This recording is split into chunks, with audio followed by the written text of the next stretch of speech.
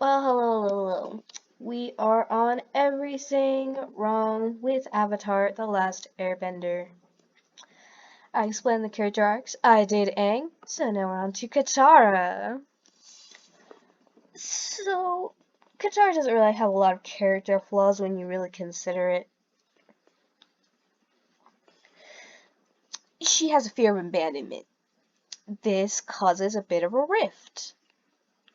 Yes, you heard me. A rift. She has a hard time with forgiving people and she thinks she'll always be alone. This leads to a lot of self-doubt. So that's why she was so upset by Jet and Zuko's betrayal. And by the time she was willing to forgive Jet, it was already too late. And when she actually and this fear of abandonment and what happened with Jeff was able to allow her to give Zuko a chance. But she often knows that she can't take out her rage on the group, so at some point in time during the season, she takes it all out on her father. I'm like, of all the people, your father? And then she constantly, throughout every season, is coddling Aang. She appears as a motherly older sister figure in our eyes, but as I explained with Aang, she appears through rose-tinted glasses. And this also ties into a lot of what's wrong with Aang. Katara. Katara does not understand how emotionally dependent Aang has become on Katara. You would have thought it was obvious at some point throughout the series, before the whole kissing scene where she can't entirely just mistake his feelings anymore. But she's constantly coddling Aang from the very first day. It's like, Aang, Aang, Aang, it'll be okay. You can learn. Don't push yourself too hard. Aang, Aang this, Aang that, Aang don't be like this. But then she also dummies over and puts her team in a lot of risk at times. Yes, we did make a drastic move from this second point to the third point of her character flaws. She does this a lot, actually. And she gets into a lot of arguments with Toph. She's very protective. I don't really count being overprotective or protective as a character flaw for her. I think that that's more one of her character traits, though it's not in there. Because I think that her biggest character trait is that she's motherly. And she coddles a lot of the entire group. Especially Aang.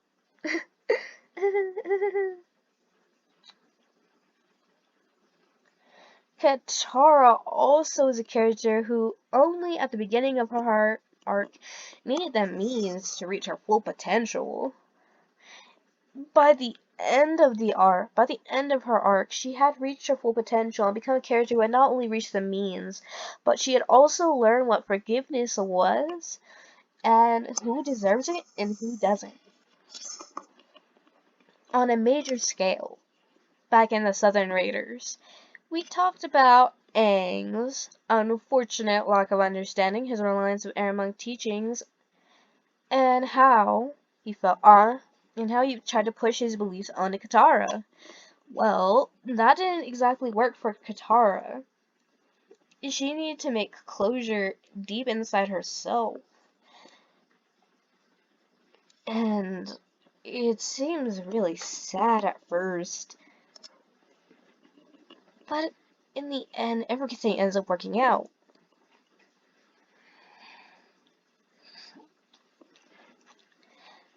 Once again, Katara isn't a bad character, but she's a really sad, downplayed character, especially in the end. Unlike everybody else, Aang, Zuko, Toph, Sokka, out of all the main leads, she's the she was the one that, she was the only one who knew how to get stuff done, right? Team Avatar probably would have never went anywhere without Katara. And guess what? She's the only one out of all of them who gets no statue in her honor?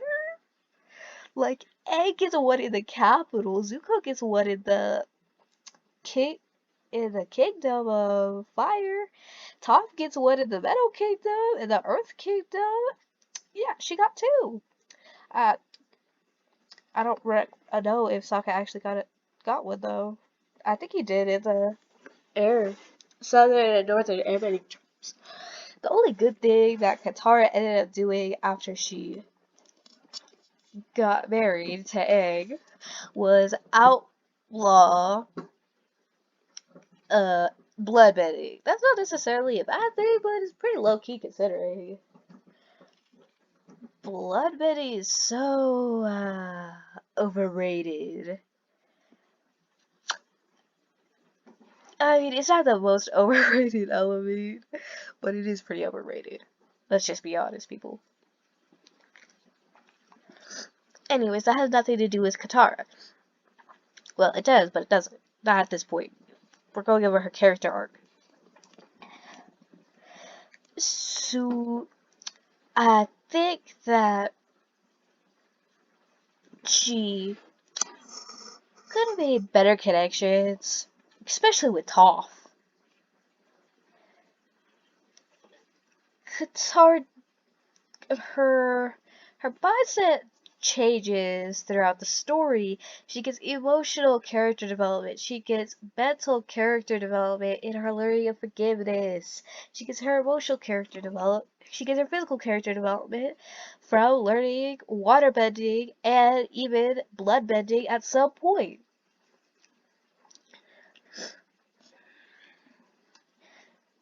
And even though bloodbending is banned, you know what? It still pops up at some point.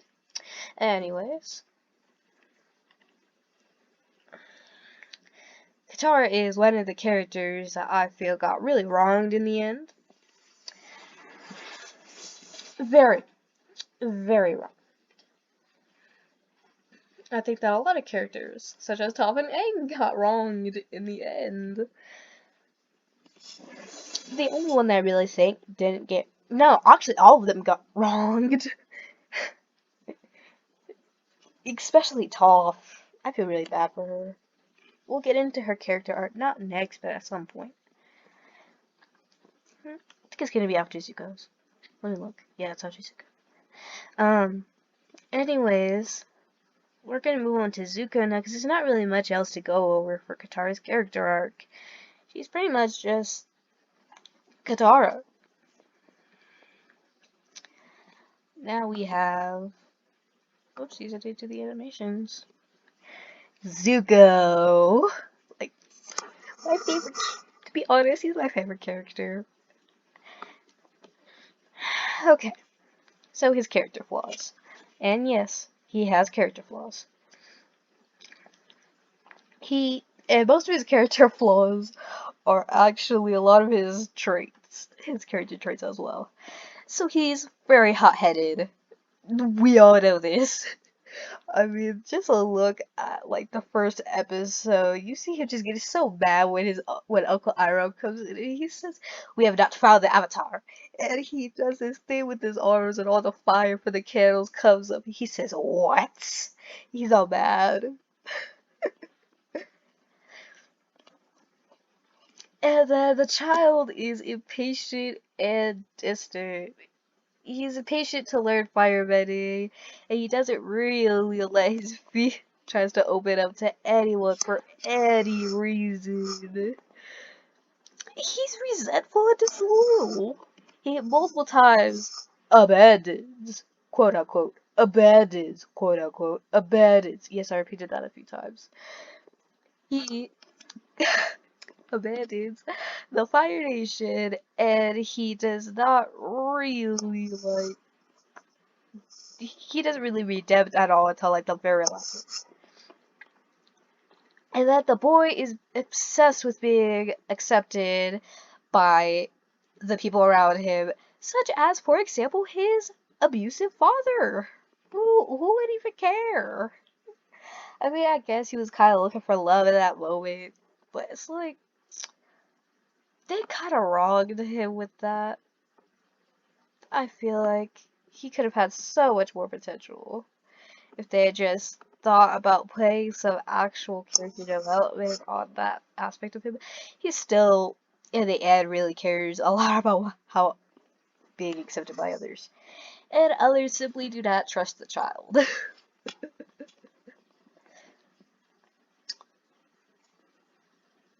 Others do not trust him because he is a resentful and disloyal brat, and he is extremely hot-headed, which leads to people not liking him or quote-unquote accepting him. He is impatient and distant, which makes it hard for people to quote-unquote accept him. So yeah, being extremely hot-headed, impatient, disloyal, and resentful and distant all play key in that last two, that others don't trust him and that he is obsessed with being accepted by others. Honestly, to be accepted by his father, Zuko betrays Team Avatar. At some point he eventually, and then he has this full redemption period. That's very lovely. And especially when when he went to go confront his father, and Uncle Iroh said, "If you must learn to fight, fight with yourself. Do not do this. Choose love over the path of power and death and stuff." That I kind of lost attention at some point. But overall, Zuko and Aang's character arc are pretty aligned. They are both foils, and you might think it's unfair for me to compare the two, but it should be done because they were really meant to be the main protagonist and a protagonist that kind of follows the same journey. Both of them have a point in their lives where they do something. It's not necessarily their fault. Not everything that happened ended up happening. For example, Zuko just wanted to join the war meeting, and this led to his burning and banishment at like the end point. And then Aang.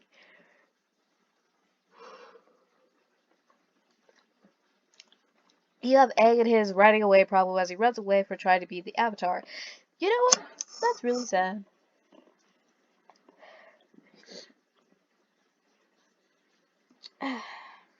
mm, mm. I think that a lot of stuff could have been fixed or avoided with these two characters. And the fact that they eventually split their character arcs so that they were no longer parallel with each other. It just... It was like Zuko kept going in a straight line and Aang started going in waves and circles and tangling himself up in his character arc.